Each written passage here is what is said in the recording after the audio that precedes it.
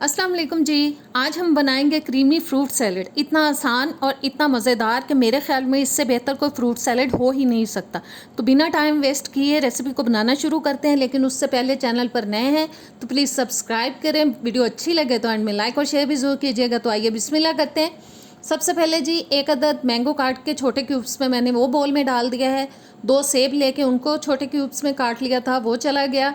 और अब डालेंगे इसके अंदर हम 1.5 कप तक मैंने फ्रूट कॉकटेल ले लिया। आप एक पूरे का पूरा कैन भी डाल सकते हैं। 3 अदद केले काट के डाल रही हूँ और 10-12 अदद मैंने बादाम ले लिए थे, उनको मोटा मोटा काट के डाल दिया है। 3-4 अखरोट उनको मोटा मोटा काट के डाल दिया है।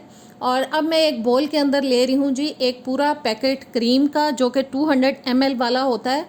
बस अच्छी तरह से पैकेट में से हमें सारी क्रीम को निकाल लेना है दबा दबा के। बस पूरे का पूरा हमें डाल देना है इस बोल के अंदर।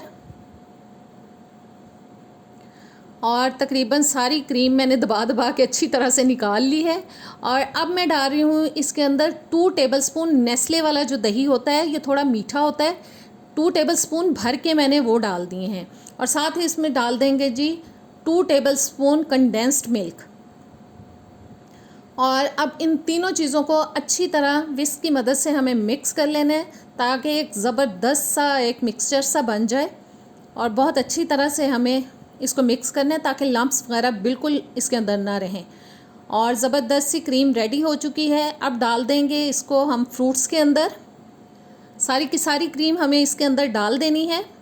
बहुत आसान है बनाने में, लेकिन बहुत मज़े का लगता है। आप मेहमान जब आएँ तो इसको बना के पहले से फ्रिज में रखते हैं और ठंडा ठंडा खाने का इसका एक अपना ही मज़ा है, बहुत मज़े का लगता है। और अच्छी तरह से हमें अब क्रीम के साथ फ्रूट्स को मिक्स कर लेना है। ज़बरदस्त सी हमें मिक्सिंग कर लेनी है सारे फ्रूट्स की।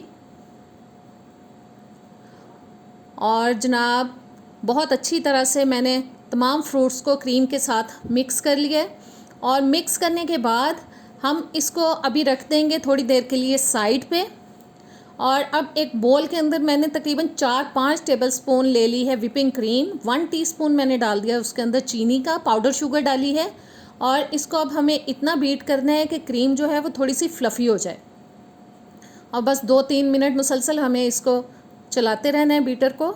और देखें क्रीम फ्लफ़ी हो चुकी है। अब बीटर को हम रख देंगे साइड पे। और इस क्रीम को अब मैं डाल लूँगी पाइपिंग बैग के अंदर।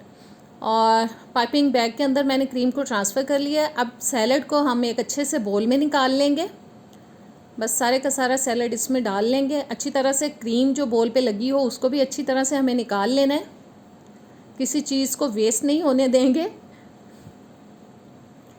और जनाब मैंने तकरीबन हर साइड से साफ़ कर लिया बोल को जितना मैं कर सकती थी। थोड़ा सा इसको सेट करते हैं। और सेट करने के बाद इसके ऊपर अब हम फिर से डालेंगे बादाम और अखरोट की गिरियाँ कटी हुई, जो कि दिखने में बहुत ही ज़बरदस्त लगती हैं और खाने में तो आपको पता है कि बहुत ही अच्छी हैं सेहत के लिए ये चीज़ें, ड्राई फ्रूट्स वगैरह। और अब जो मैंने क्रीम डाली थी पाइपिंग बैग के अंदर, उससे हम इसको थोड़ा डेकोरेट कर लेंगे। बस किसी भी तरह से आप इस तरह से थोड़ी थोड़ी क्रीम डालते जाएं। और सारे बोल के साइड्स पे मैं डाल रही हूँ। इसकी वजह से दिखने में और भी ज़बरदस्त लगेगा। और चीज़ जितनी अच्छी लगती है दिखने में, उतना ही उसको खाने का दिल करता है। और अब क्रीम डालने के बाद इसके ऊपर मैंने फ्रूट कॉकटेल में से ऑरेंज कलर के जो फ्रूट्स थे वो थोड़े निकाल लिए थे। सब के ऊपर एक एक करके हम इसको सेट कर देंगे। और देखें अभी से कितना खूबसूरत लग रहा है। और फ्रूट लगाने के बाद इसको हम जनाब रखेंगे फ्रिज में, क्योंकि सैलड जो हमेशा बहुत ठंडा करके खाने का मज़ा आता है। तकरीबन 2 घंटे के लिए इसको हमें फ्रिज के अंदर रखना है। और ज़बरदस्त सी रेसिपी हमारी हो चुकी है तैयार। उम्मीद करती हूँ पसंद आएगी आपको। और मैं इसको रख रही हूँ फ्रिज में। अब इजाज़त दें, अल्लाह हाफिज़।